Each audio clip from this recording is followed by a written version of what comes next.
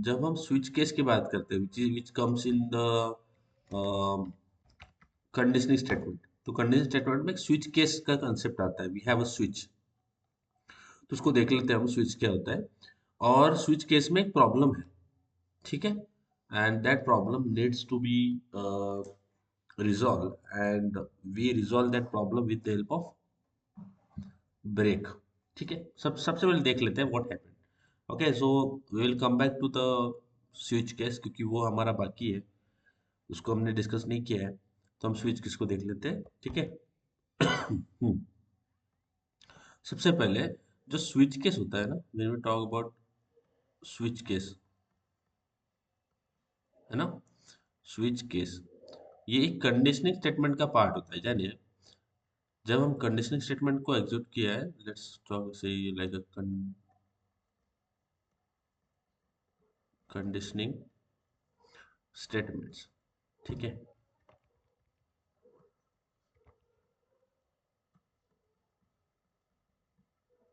Okay, conditioning statements, तो इनमें हमारे पास में अलग अलग स्टेटमेंट्स आते हैं। जैसे क्या क्या आता है हमारे पास में इसके अंदर हमारे पास में आता है इफ, है ना, फिर आता है इफ एल्स, है ना, फिर आता है इफ एल्स इफ, ठीक है, फिर आता है नेस्टेड इफ, और लास्ट में आता है हमारे पास में स्विच, ठीक है, ये आता है। तो हमने पहले के जितने ऊपर वाले हमने मेंशन किए, ये तो हमने कर रखा है, हमने इफ भी देखा है, इफ एल्स इफ भी, ये भी लिखा है, ये भी देखा है, सारी चीजें हमने कंप्लीट की है। बट हमने स्विच को नहीं देखा था, स्विच को हमने होल्ड पे रखा था, है ना, क्योंकि उसके अंदर एक प्रॉब्लम है। तो हम आज हम स्विच को एग्जीक्यूट करने वाले हैं, क्योंकि उसका सोल्यूशन जो है वो हमारे पास में आ रहा होगा।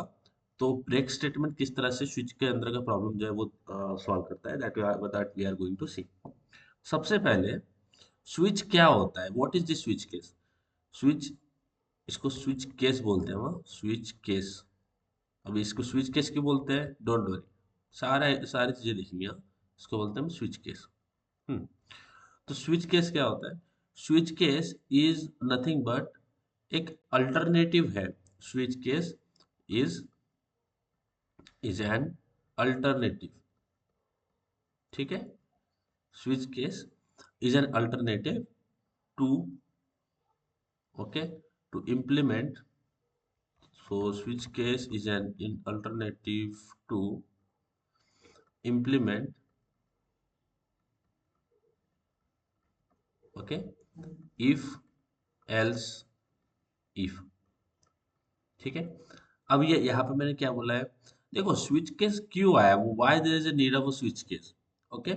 क्योंकि देखो, जब भी हम इफ एल्स इफ यूज करते हैं, जब हम इफ एल्स इफ की बात करते हैं, तो इफ एल्स इफ हम कब यूज करते हैं, हमें इतना पता है कि अगर मुझे मल्टीपल कंडीशंस चेक करना है, if I wanted to check a multiple conditions, बहुत सारी कंडीशंस है जो कि मुझे चेक करना है। इफ एल्स से तो मैं एक ही कंडीशन यूज चेक कर सकता हूँ, बट अगर मुझे बहुत सारी कंडीशन है, मल्टीपल कंडीशंस है मेरे पास में, okay, if I have multiple conditions, तो उस केस में मुझे क्या यूज करना पड़ेगा, उस केस में मुझे इफ एल्स इफ यूज करना पड़ेगा। इतना क्लियर है ईश्वरी, तन्वी? हम्म, इतना क्लियर है। If I wanted to check a multiple condition, हम क्या यूज करते हैं, इफ एल्स इफ। अगर मुझे सिंगल कंडीशन चेक करना है, सिंगल कंडीशंस, है ना, तो इसके लिए हम इफ और इफ एल्स यूज करते हैं। समझ में आया? बताइए, यहाँ तक क्लियर है guys? That much is clear? Ishwari, Tanvi, Aastha, बताओ यहाँ तक क्लियर Yes, sir. है ना? तो इफ एल्स इफ कब यूज करते हैं बताओ, when we use if else if? In simple condition. Multiple condition. Multiple conditions कब, जब हमें बहुत सारी कंडीशंस जो है, बहुत सारी कंडीशंस अगर मुझे चेक करना है, तो उस समय हम इफ एल्स इफ यूज करते हैं। तो इफ एल्स इफ कब यूज करते हैं, when we wanted to check multiple conditions. यहाँ तक क्लियर हो रहा है गाइस? यहाँ तक बताइए। हाँ, यहाँ तक क्लियर है ईश्वरी? जब मुझे, Yes, sir. तन्वी, आस्था, यहाँ तक क्लियर हो रहा है? जब मुझे Yes, multiple sir. Condition check करना है, तो हम इफ एल्स इफ यूज करते हैं, ठीक है। But problem with if else if क्या है, problem with if else if. Problem with if else if क्या है? क्योंकि अगर मेरे पास बहुत सारी कंडीशन हो जाती है, problem with if else if देखो, हाँ guys, देखो क्या होता है।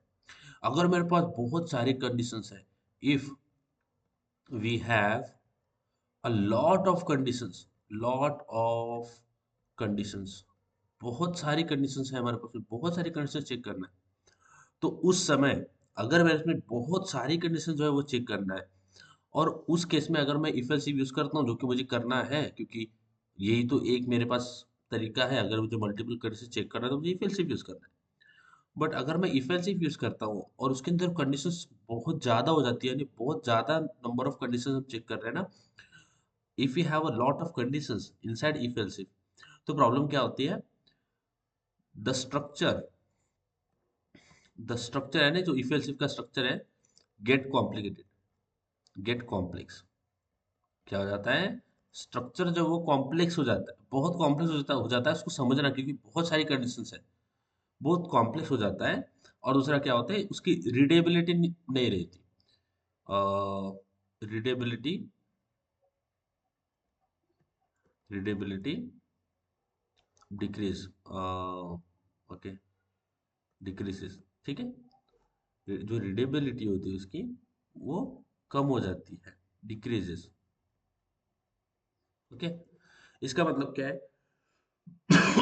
देखो, जब भी हम प्रोग्राम लिखते हैं तो उसमें रीडेबिलिटी एक बहुत इंपॉर्टेंट फैक्टर होता है। रीडेबिलिटी का मतलब क्या है कि सपोज मैंने प्रोग्राम लिखा है, ठीक है। अब मैंने वो प्रोग्राम इफ एल्स इफ से इफ एल्स इफ लगा के लिखा है। अब वो मैंने लिखा है, ओके। तो ऑफ कोर्स मुझे वो बहुत अच्छे तरीके से समझ में आएगा, बट यहाँ पे एक और केस आपको आपको फील होगा कि अगर आप इफ एल्स इफ यूज करोगे बहुत ज्यादा कंडीशन, तो वो स्ट्रक्चर बहुत कॉम्प्लेक्स हो जाएगा, ओके। अब आपने वो इफ एल्स इफ लिखा है, ठीक है। अब वो इफ एल्स इफ, अब मैं, मुझे दे रखा है कि आप इसको पढ़ो, अभी मुझे उसको समझना है कि आपने क्या किया है। जब मैं उसको रीड करने जाऊंगा तो बहुत डिफिकल्टी जाएगी मुझे उसको समझने में, क्यों? क्योंकि इसके अंदर बहुत सारी कंडीशंस है। तो ये जो प्रॉब्लम होती है ना, प्रॉब्लम विद रीडेबिलिटी, जब हम बहुत सारे इफ एल्स इफ कंडीशंस लिखते हैं तो उसमें रीडेबिलिटी खराब हो जाती है, कोड की रीडेबिलिटी अच्छी होनी चाहिए गाइस, ओके। बिकॉज अभी सपोज आप किसी प्रोजेक्ट पे काम कर रहे हो, आपने कंपनी छोड़ दिया। अब वो, उस कोड पे कोई नया बंदा आके बैठेगा, वो कोड कोई नया बंदा आके बैठेगा, वहां जहां तक आपने काम किया उसके आगे वो काम करेगा।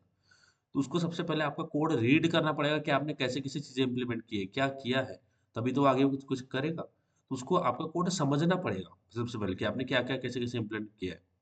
समझने के लिए उसको रीड करना पड़ेगा, रीड करने के लिए आपके कोड की रीडेबिलिटी अच्छी होनी चाहिए। रीडेबिलिटी का मतलब क्या है कि उसको समझ में आना चाहिए कि आपने किस तरह से कोड लिखा है। अगर वो समझ नहीं पा रहा है कि आप ये आपने क्या किया है, तो आपकी कोड की रीडेबिलिटी अच्छी नहीं है। तो कोड की रीडेबिलिटी अच्छी होनी चाहिए।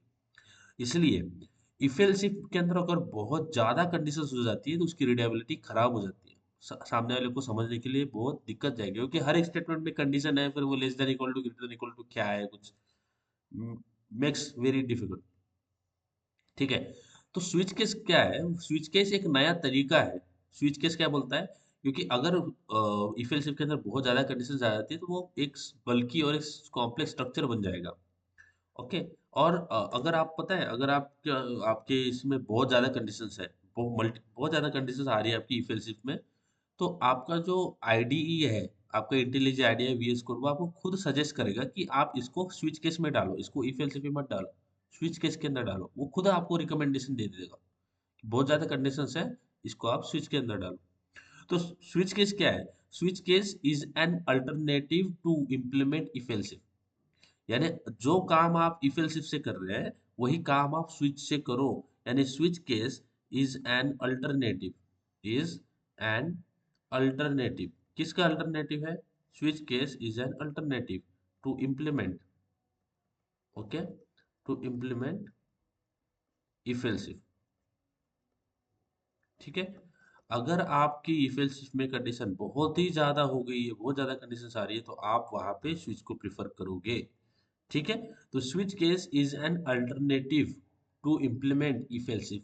जो काम आप इफ एल्स इफ से कर रहे हो वही काम आप स्विच से भी कर सकते हो। Same thing you can do with the switch. But switch की रीडेबिलिटी बहुत अच्छी होती है, स्विच को समझना बहुत अच्छा होता है, स्विच एक ऑर्गेनाइज स्ट्रक्चर देता है। ईफिल शिप में तो बहुत ही बुरा स्ट्रक्चर होता है, हमारे पास अनऑर्गेनाइज स्ट्रक्चर होता है यहाँ पे। ओके, और अनऑर्गेनाइज स्ट्रक्चर बहुत ही बुरा स्ट्रक्चर होता है। बट आप जब यहाँ पे देखोगे ना स्विच केस में, एक ऑर्गेनाइज आपको स्ट्रक्चर मिलेगा। Okay, organised structure. दूसरा आपको क्या मिलेगा, रीडेबिलिटी इसकी बढ़ जाएगी, रीडेबिलिटी विल इंक्रीज। पढ़ने में बहुत इजी हो जाएगा, अगर किसी ने स्विच केस यूज किया है तो वो पढ़ने में बहुत इजी होता है। ओके, एक स्ट्रक्चर दिखेगा, बहुत सुंदर दिखेगा, स्ट्रक्चर दिखेगा आपको, क्योंकि अगर कोई चीजें स्ट्रक्चर्ड में है तो वो आपको समझने में भी इजी होती है। अनस्ट्रक्चर तरीके से हम किसी भी चीजों को समझने जाएंगे तो वो बहुत बुरी चीज होती है। ओके, तो ये होती है problem with the if else if and why we need switch. Switch का जो कंसेप्ट है वो इफ एल्स इफ को और बेहतर बनाने के लिए, यानी जो चीजें हम इफ एल्स इफ के अंदर करते हैं वही चीजें हम स्विच से भी कर सकते हैं, but it is more organise, more readable. Okay, देखो अब स्विच को इम्प्लीमेंट कैसे करते हैं, बहुत इजी है, बहुत ही इजी। ठीक है, अब जैसे हम जब इफ एल्स इफ लिखते हैं ना, तो इफ एल्स इफ के अंदर क्या लिखते हैं हम, इफ एल्स इफ के अंदर लिखते हैं इफ कंडीशन आती है, फिर उसका ब्लॉक होता है ओपनिंग ब्रेस क्लोजिंग ब्रेस, उसके अंदर लिखते हैं। फिर एल्स इफ लिखते हैं, फिर उसका ओपनिंग ब्रेस क्लोजिंग ब्रेस होता है उसके अंदर लिखते हैं। फिर एल्स इफ लिखते हैं, फिर से कंडीशन देते हैं, फिर उस ओपनिंग ब्रेस क्लोजिंग ब्रेस, इस तरह से उसके अंदर कंडीशन स्पेसिफाई करते हैं और बॉडी के अंदर हमें जो लिखना है वो लिखते हैं। ठीक है,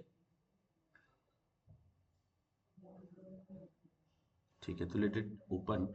बट जो स्विच होता है ना, स्विच स्विच के अंदर कोई इफ एल्स इफ वगैरह नहीं लिखते हम। Let's do it. I will just try to tell you while doing it, ताकि वो और अच्छे तरीके से समझ में आएगा। ठीक है, तो अभी मैं इसी के अंदर कोड कर रहा हूँ, बट आपने ऐसा नहीं करना है, आपने हर एक कोड के लिए नया फाइल बनाओ। जैसे अगर आप स्विच केस यूज कर रहे हो तो स्विच केस के लिए एक नया फाइल बना लो, अगर आप वाइल लूप यूज करो तो वाइल के लिए एक नया फाइल बना लो। तो आपके इस तरह से फाइल्स आपको सामने दिखेगा कि अच्छा मेरे पास इस फाइल, इस क्लास में ये वाला कोड है, इस क्लास में वो वाला कोड है। अभी मैं समझाने के लिए एक इसमें कर रहा हूँ, बट आप ऐसा मत करना। ठीक है, देखो अब स्विच केस में क्या होता है, हमारे पास में केस होती है, case. So I will tell you what is case and all this things, don't worry. अगर मुझे स्विच केस लिखना है तो सबसे पहले मैं लिखता हूँ स्विच। क्या लिखते हैं, स्विच। सबसे पहले हम क्या देते हैं, स्विच। समझ में आ रहा है यहाँ पे, देखो स्विच, स्विच लिखा, ओपनिंग ब्रेस क्लोजिंग, ऐसा लिखा। ठीक है, अब ये स्विच जो है ये कुछ, इसको कुछ चाहिए होता है, जैसे इफ के अंदर कुछ कंडीशंस चाहिए होती है ना, उसी तरह से ये स्विच के भी कुछ चाहिए होता है। अब देखो हम क्या करते हैं, एक सिंपल सा एग्जांपल लेते हैं। हम 1 to 5 तक नंबर ले लेते हैं। अगर मेरा नंबर 1 होगा तो मैं बोलूंगा नंबर इज 1, अगर मेरा नंबर 2 होगा तो बोलूंगा नंबर इज 2, अगर मेरा नंबर 3 होगा तो बोलूंगा नंबर 3, 4 है तो 4 बोलूंगा, 5 है तो 5 बोलूंगा। ओके, देखो अब यहाँ पे एक इंटीजर नंबर बना लेते हैं, तो लेट्स क्रिएट अ नंबर, बहुत इजी है, स्ट्रेस मत लो। Okay guys, integer number, let's say number, number is equal to 1, ये कर दिया मैंने। ओके, तो स्विच का जो ये दिख रहा है आपको पैरेंथेसिस, इसके अंदर हमें क्या देना पड़ता है, इसके अंदर हमें देना पड़ता है कि जिसे हमें कंपेयर करना है, क्योंकि इफ एल्स इफ जब भी हम, जो भी हम कंडीशनल स्टेटमेंट देते हैं तो वहाँ पे कंपैरिजन होता है, राइट। वहाँ पे क्या होता है, कंपैरिजन होता है। तो यहाँ पे देखो, इसको समझने के लिए मैं आपको एक छोटा सा एग्जांपल देता हूँ। ठीक है, एक छोटा सा एग्जांपल देते हैं। जैसे मेरे पास एक नंबर है, let's say number is equal to, let's say 1 to 1 number है मेरे पास में। ठीक है, इट इज 1 2 2 एंड 1, ये मेरे पास 1 to 1 नंबर है। तो मैं, अगर मुझे चेक करना है कि इवन है या ऑड है, या फिर okay let's say it is even और ऑड, या फिर मैं बोलता हूँ ग्रेटर देन और लेस देन, ऐसे सब ग्रेटर और लेस वाला कोड लिखते हैं। ठीक है, लेट्स से ए मेरे पास में 10 है और बी मेरे पास में 100 है। तो देखो यहाँ पे क्या करते हैं, जब भी हम कंडीशन स्टेटमेंट यूज करते हैं वो करते क्या है, मैं बोलता हूँ इफ, अगर मेरे पास ए जो है वो ग्रेटर देन बी है, समझ में आया। तो इस केस में मैं क्या करता हूँ, लार्जेस्ट इज इक्वल टू ए, बराबर है कि नहीं, सूरी तन्वी आस्था, है कि नहीं, सही है। ऐसे ही करते हैं हम, कर दे कि नहीं। हम्म, बोलो ईश्वरी तन्वी, ये समझ आया, यहाँ पे जो किया ये समझ में आया क्या, तन्वी समझ आया, हाँ सर। पक्का ना। हाँ सर। अब देखो यहाँ पे क्या हो रहा है, व्हाट इज हैपनिंग हियर, ए जो है ए इज कंपेयर्ड विद बी, बराबर है कि नहीं है? किया है कि नहीं? ए को बी से कंपेयर किया है कि ए इज ग्रेटर देन बी। समझ में आ रहा है क्या? यहाँ पे ए को यस बी से कंपेयर किया है। स्विच केस में क्या होता है? स्विच केस में हमारे पास में कोई ये ग्रेटर देन लेस देन यानी ये कुछ कंडीशंस नहीं आती, स्विच के अंदर कुछ कंडीशंस नहीं आती। तो स्विच के अंदर हम क्या करते हैं, ये जो स्विच लिखते हैं, हम यहाँ पे स्विच लिखा, इसके अंदर हम देते हैं कि जिसे हमें कंपेयर करना है, जिसे हमें कंपेयर करना है, ध्यान देना, जिसे हमें कंपेयर करना है। तो स्विच के अंदर मुझे जिसे कंपेयर करना है, जिसे कंपेयर करना है वो मैं दूंगा। तो मुझे नंबर को कंपेयर करना है, नंबर को कंपेयर करना है, तो मैं बोलूंगा यहाँ पे नंबर। यहाँ पे समझ, इतना समझ आ गया गाइस? यहाँ तक क्लियर है? स्विच के अंदर मैं उसे दूंगा जिससे मुझे कंपेयर करना है। बात समझ आया? स्विच के अंदर मैंने नंबर पास करते हैं, मुझे नंबर को कंपेयर करना है, ठीक है? बोलो गाइस।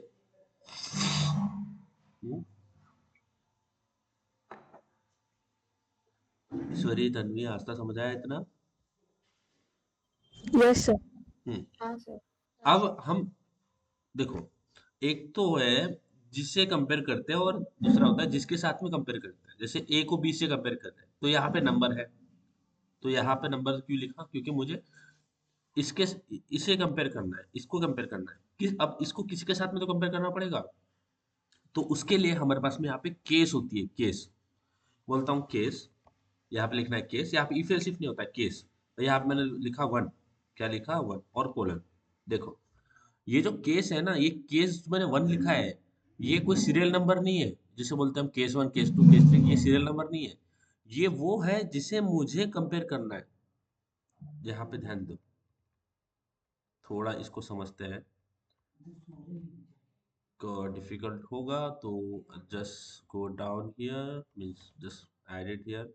आई नो गाइस, थोड़ा सा डिफिकल्ट होगा ये समझना, बट बहुत इजी है। थोड़ा आपको इसका स्ट्रक्चर बताएंगे ना, आसान है। देखो, ये है ना मेरे पास, देखो, तो मैंने केस लिखा हुआ, केस इज नथिंग बट मुझे जिसके साथ में कंपेयर करना है, यहाँ पे देखो, ठीक है? ये आते हैं, देखो सबसे पहले हमने क्या किया है, मैंने सबसे पहले स्विच के अंदर लिख दिया जिससे जिसे मुझे कंपेयर करना है, तो मैंने क्या लिख दिया? Number.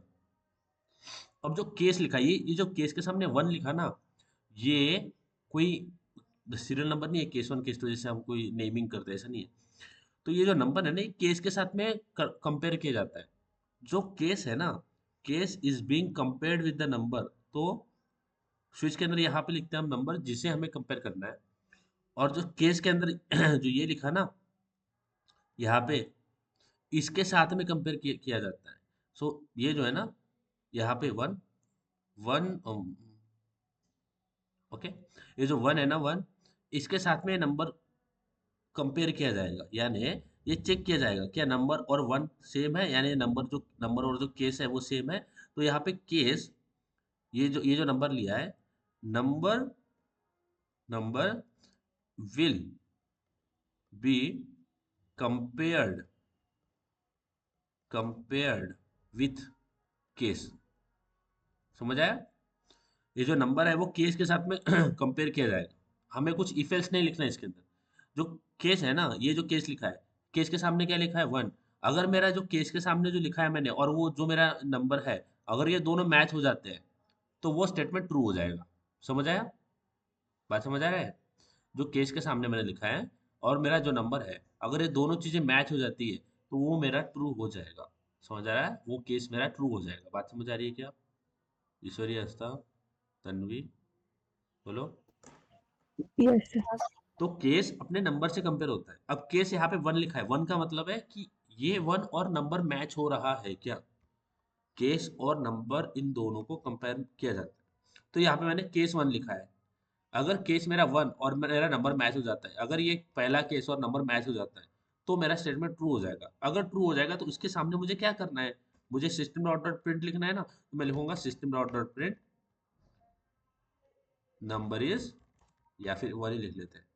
Okay, system dot print, और यहाँ पे लिख लेते हैं वन, क्योंकि नंबर वन है ना, तो वन लिख लेते हैं। ठीक है, ये मैंने केस वन लिखा है। अगर ये केस और ये नंबर मैच हो जाता है तो मेरा आउटपुट आ जाएगा system dot dot print one. दूसरा भी केस ले लेते हैं, गो बैक हियर। आपको अगर दूसरा केस लिखना है तो फिर से उस केस के नीचे आना, आपको एक पतली सी लाइन दिखेगी, आपकी थिन सी लाइन दिखेगी, जो कि रिप्रेजेंट करता है कि अगर आप यहाँ पे आप दूसरी केस लिखोगे, तो यहाँ पे दूसरी केस लिख लेते हैं, केस 2 कोलन। अब इसके अंदर मुझे जो करना है, अगर ये केस 2 और वो नंबर मैच हो जाता है, जो करना है वो मैं लिख सकता हूँ, सिस्टम ऑफ डॉट प्रिंट 2। अब ये नीचे आएगा, ऐसे नीचे आएगा, ये केस के नीचे आएगा प्रिंट एलन। तो ये दिखाएगा कि ये जो प्रिंट एलन आपने लिखा है ना, ये केस 2 का पार्ट है, ये प्रिंट एलन जो लिखा है ना, ये आपका केस 1 का पार्ट है, तो नीचे आएगा, आपको उसके लिए डरना नहीं है। फिर से यही यहाँ पे आते हैं कर्सर लेके केस 3 के लिए, है ना, तो केस 3 आप यहाँ पे लिखना है, ये आप लिखना है केस 3, बोलूंगा केस 3 ओके कोलन, और फिर से सिस्टम डॉट प्रिंट एंटर, ये अपने आप नीचे आ जाएगा। अब ये 3 है, अगर ये केस, ये वाली केस देखो, ये 3 है मेरे पास, ठीक है, देखो ये 3 है, ओके। देखो अभी ये केस और मेरा नंबर जो मैच हो जाता है, तो क्या हो जाएगा, ये केस क्या है, केस का क्या है 3 है, और ये नंबर क्या है 1 है। अगर नंबर भी 3 हो जाता है और ये केस तो 3 है, ये दोनों मैच हो जाएगा, तो मेरा ये वाला केस 2 हो जाएगा, ठीक है। ओके, फिर से आते हैं, एक केस लिखते हैं, जैसे केस नंबर 4। ओके, तो मुझे इसको थोड़ा नीचे लेके आना पड़ेगा, let's go down, okay, let's go here. अगर मैं केस नंबर 4 लिखता हूँ, case number 4 colon system dot print, अगर मेरा ये केस और नंबर मैच हो जाता है तो वो 4 होगा, तो मैं बोलूँगा 4, ओके, ठीक है। लिखा है यहाँ तक ही लिखते हैं अभी तक फिलहाल के लिए, 1 to 4 तक मैंने लिखा हुआ। तो देखो स्ट्रक्चर देखो कितना कितना कितना ऑर्गेनाइज लग रहा है। अगर मैं यही चीज इफ एल्स इफ से करूंगा तो बहुत ही बल्कि स्ट्रक्चर दिखेगा, रीडेबल नहीं होगा। यहाँ पे देखो कितना कितना इजी है इसको समझना। मुझे बस देखना है कि स्विच के अंदर क्या दिया है और केस क्या दिया है। अगर केस 1 है और नंबर 1 है तो मेरा वो केस 2 हो जाएगा। अगर केस 2 है और नंबर 2 है तो वो मेरा केस 2 हो जाएगा। अगर केस 3 है यानी ये वाला केस और ये नंबर मैच हो जाएगा तो मेरा ये वाला केस ट्रू हो जाएगा और इसके अंदर जो लिखा है वो एग्जीक्यूट हो जाएगा। अगर मेरा केस ये वाला और ये वाला नंबर मैच हो जाएगा तो ये दोनों मैच हो जाएगा, तो ये वाला केस ट्रू हो जाएगा, तो मेरे पास ये वाला आउटपुट आ जाएगा। समझ में आ रहा है? तो देखने में तो कितना रीडेबल में अच्छा है ये, इफ एल्स इफ से नहीं है तन्मय? यस, कितना कितना ये है ना रीडेबल? हाँ हाँ, यस सर। है ना। हाँ सर। अब देखो जब हम like if else if sorry जब हम इफ एल्स इफ यूज करते हैं ना तो हमारे पास में एक एल्स कंडीशन होती है। एल्स कंडीशन होती है ना, एल्स होता है हमारे पास में एल्स। उसी तरह से स्विच के अंदर एक डिफॉल्ट केस होती है, डिफॉल्ट, यानी अगर ये सारी केसेस फॉल्स हो गई है तो डिफॉल्ट वाली एग्जीक्यूट हो जाएगी। तो जैसे एल्स होता है ना हमारे पास में, उसी तरह से डिफॉल्ट वाली केस होती है। ये देखो, तो हम यहाँ पे अगर आपको डिफॉल्ट केस लिखना है कि देखो सारे ऊपर के फेल हो गए बट एक लास्ट में एल्स हम लिखते हैं ना, तो इसके लिए केस डिफॉल्ट लिख सकते हो आप। Let's write case underscore, okay. तो डिफॉल्ट का हम थोड़ा रहने देते हैं, मे बी डिफॉल्ट है, हाँ। देखो एक लास्ट कंडीशन होती है हमारे पास में जिसको बोलते हैं डिफॉल्ट, डिफॉल्ट केस। इसके लिए हम केस नहीं लिखना है, हमें बस लिखना है डिफॉल्ट, ठीक है। डिफॉल्ट एक जैसे हम इफ एल्स इफ में एल्स लगाते हैं ना लास्ट में एल्स, उस तरह से एल्स ये वाला काम करता है। ये डिफॉल्ट है ना, एल्स जैसे काम करता है। इसे मुझे क्या करना है, बोलूंगा सिस्टम डॉट प्रिंट एंटर कर देते हैं और यहाँ पे लिखते हैं नंबर, इनवैलिड नंबर बोल लेते हैं, या फिर नंबर ग्रेटर देन 4 ऐसे बोलते हैं, ठीक है। अगर 1 to 4 होगा तो इसमें एग्जीक्यूट हो जाएगा, बट अगर 4 नहीं है तो हम बोलेंगे नंबर इज ग्रेटर देन 4। कुछ भी है, नंबर इज ग्रेटर देन 4 है, नंबर थोड़े से बड़ा है, ठीक है। तो देखो ये हमने स्विच केस लिखा है, कितना इजी है एग्जीक्यूट करना स्विच केस को, ठीक है। अब अगर इस स्विच केस को देखें, इस स्विच केस का एग्जीक्यूशन देखें, तो स्विच केस का एग्जीक्यूशन किसका होता है, देखो बहुत इजी है, बहुत ही इजी है, ठीक है, बहुत इजी है। देखो अभी हम स्विच केस को देख लेते हैं कि क्या हमारा एग्जीक्यूशन स्विच केस के अंदर हो रहा होता है। देखो ये हो गया हमारे पास में, ठीक है। तो इसको 100 में कर लेते हैं।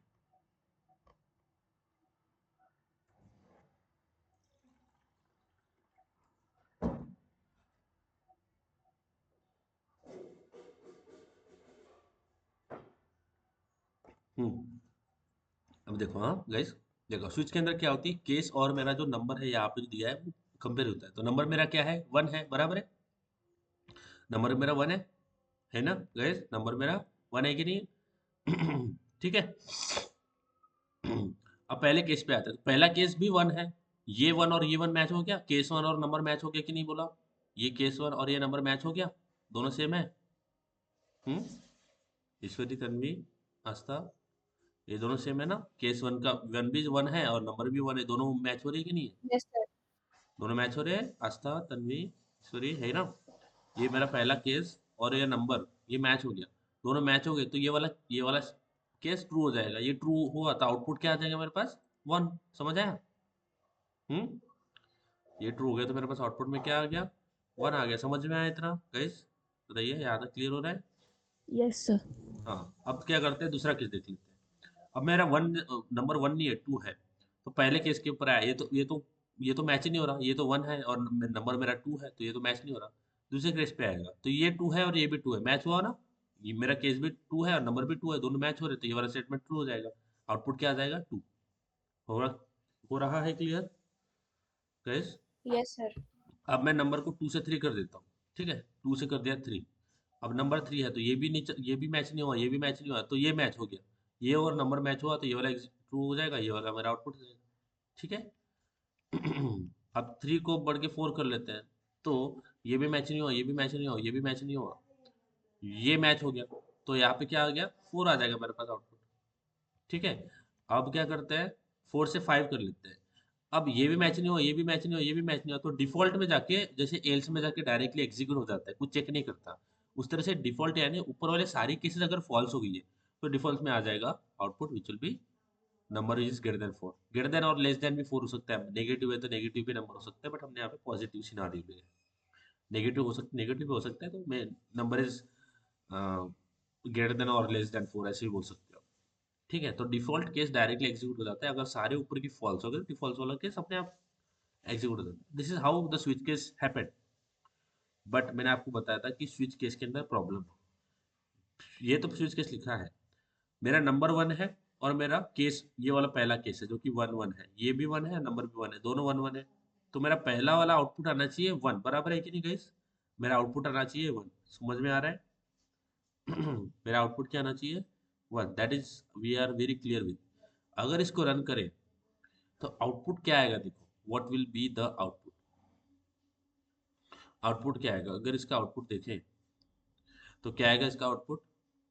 देखो क्या है उसका आउटपुट। इसका आउटपुट 1 भी आ गया, 2 भी आ गया, 3 भी आ गया, 4 भी आ गया और नंबर इज ग्रेटर देन 4 भी आ गया। दिख रहा है? हम्म हाँ, sir.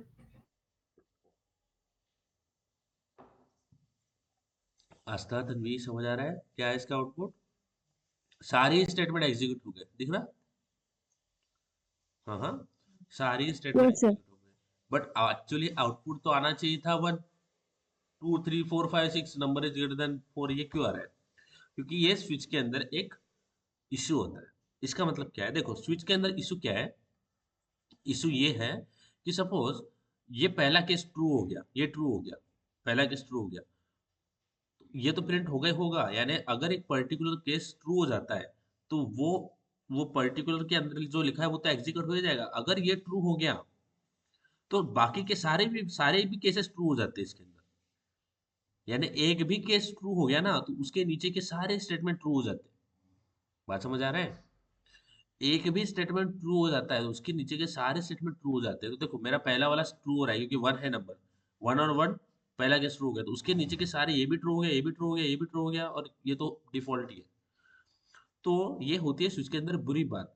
अगर मेरा केस नंबर 1 ट्रू हो गया तो वो तो एग्जीक्यूट होता ही है, बट उसके नीचे के भी सारे केसेस एग्जीक्यूट हो जाते हैं, which is problematic thing with the switch case. अगर मैं नंबर 1 है तो ये तो एग्जीक्यूट हो ही गया, ये तो ट्रू हो गया, ये तो ट्रू हो गया, बट इसके नीचे के भी सारे केसेस एग्जीक्यूट हो जाते हैं और ये तो डिफॉल्ट होगा ही होगा एग्जीक्यूट। ठीक है। अगर मेरा नंबर 2 है, देखो, अगर नंबर 2 है तो देखो ये वाला केस तो मैच ही नहीं हो रहा, ये मैच हो गया, तो ये इसके नीचे के सारे स्टेटमेंट एग्जीक्यूट हो जाएंगे। यानी क्या आएगा? 2 आएगा, 2 आएगा, 3 आएगा, 4 आएगा और नंबर इज ग्रेटर देन 4 आएगा, है ना? 1 तो आएगा ही नहीं क्योंकि वो तो मैच ही नहीं हुआ। बात समझ आ रही है क्या गाइस? सर, हम स्टॉप नहीं लगा सकते? हाँ हाँ, दैट इज कर सकते हैं ना, बट अभी इसको समझो कि इसमें प्रॉब्लमेटिक चीज क्या है। समझ में आ रहा है प्रॉब्लमेटिक चीज क्या है? कि अगर एक भी स्विच केस एग्जीक्यूट हो जाता है तो उसके नीचे के सारे स्टेटमेंट, सारे स्विच केसेस एग्जीक्यूट हो जाएंगे। ठीक है, तो इसको हमें रोकना पड़ेगा। इसको रोकने के लिए हम यूज करते हैं ब्रेक। क्या यूज करते हैं? ब्रेक। कि अगर केस वन एग्जीक्यूट हो गया, तो अगर मैं देखो एक्चुअली में अगर मेरा नंबर और केस वन मैच हो गया, तो केस वन तो एग्जीक्यूट होगा ही होगा, केस टू भी एग्जीक्यूट हो जाएगा, थ्री भी हो जाएगा, फोर भी हो जाएगा, और डिफॉल्ट तो होगा ही होगा। ठीक है, अगर मेरा केस टू मैच हो जाता है तो केस टू प्रिंट हो जाएगा, केस थ्री भी हो जाएगा, फोर भी हो जाएगा। अब देखो मैं आपको वन बाय वन बताता हूँ। ये वन है और मेरा केस भी वन है, और नंबर को टू कर देता हूँ। ओके, ये मेरा वन है और नंबर को कर देता हूँ मैं टू। अब देखो ये वाला स्विच केस तो फॉल, ये तो मैच ही नहीं हो रहा। ये स्विच केस टू वाला मैच हो रहा है, तो टू भी टू एग्जीक्यूट हो जाएगा, थ्री एग्जीक्यूट हो जाएगा, फोर और फाइव। यानी जो केस मेरा ट्रू होता है उसके नीचे के सारे के सारे स्टेटमेंट एग्जीक्यूट हो जाते हैं। जो जो केस मेरा ट्रू हो रहा है उसके नीचे के सारे स्टेटमेंट एग्जीक्यूट होते हैं। जो ट्रू नहीं हुआ वो नहीं होता है। देखो यहाँ पे टू थ्री फोर और ग्रेटर देन फोर है, वन नहीं आया क्योंकि वन तो मैच ही नहीं हुआ, तो वन क्यों आएगा? अगर मैं यहाँ पे नंबर थ्री कर देता हूँ तो क्या होगा? ये केस नंबर थ्री एग्जीक्यूट होगा, थ्री भी एग्जीक्यूट हो जाएगा, फोर भी एग्जीक्यूट हो जाएगा। यानी जो केस ट्रू हुआ उसके नीचे के सारे एग्जीक्यूट हो जाएंगे। ठीक है, जो ट्रू हुआ उसके नीचे के सारे स्टेटमेंट एग्जीक्यूट हो जाएंगे। तो अभी थ्री थ्री थ्री मैच हो रहा है, तो थ्री भी आ जाएगा, फोर भी आ जाएगा, और नंबर ग्रेटर देन फोर भी आ जाएगा। इसको स्टॉप करने के लिए हम यूज करते हैं ब्रेक स्टेटमेंट।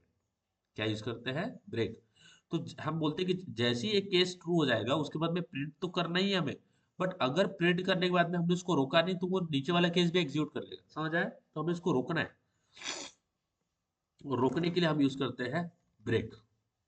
क्या यूज करते हैं? ब्रेक। तो यहाँ पे सबसे पहले प्रिंट कर दो, और उसके बाद में इसको ब्रेक कर दो, इसको आगे मत जाने दो।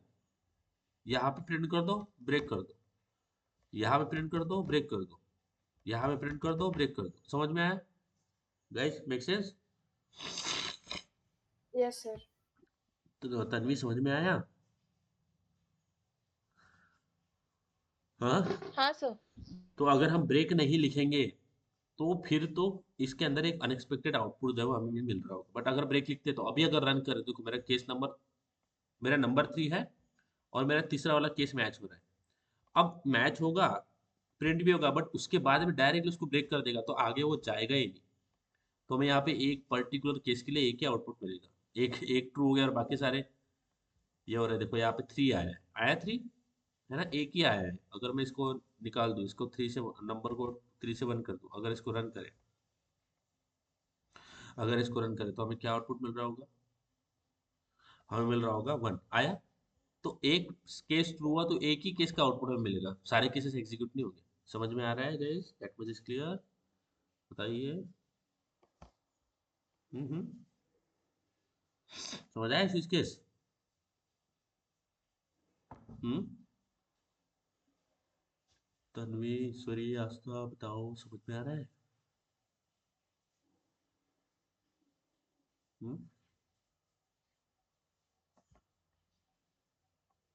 Okay, so this is again the good idea to this. Okay, but ठीक है, मैं आपको प्रैक्टिस लेक्चर में बताऊंगा ये क्या है। ठीक है, अभी आपको हम एक्चुअली स्विच केस को इस तरह से लिखते हैं, बट वो बोल रहा है कि यू कैन, हमने एक नया स्विच केस लॉन्च किया है which is called as enhanced switch case. उसको आप उसको इसको उसमें कन्वर्ट कर दो, तो यहाँ पे आपको एक switch statement can be replace with the enhanced switch. Replace with enhanced switch पे क्लिक करोगे तो ऐसे दिखेगा। दिख रहा है? तो अगर केस नंबर वन है तो एरो लगा के ये मुझे करना है, केस नंबर टू है तो एरो लगा के वो करना है, केस नंबर थ्री है तो एरो लगा के वो करना है। समझ आया? बट ठीक है, हम इसको प्रैक्टिस में देख रहे होंगे और अच्छे से। अगर इसको रन करें तो हमारे पास में वन ही आ रहा है, दैट इज वेरी गुड। तो इनास, देखो ये इनास में देखो क्या किया है इन्होंने, इनास में ब्रेक लिखने की जरूरत ही नहीं है। इनास में हमें ब्रेक लिखने की जरूरत नहीं है, तो that is very good. But will see this, आप पहले ये वाला स्विच केस लिखो, then we will on the side will see about the enhanced switch case. ठीक है, चलो guys, that is what we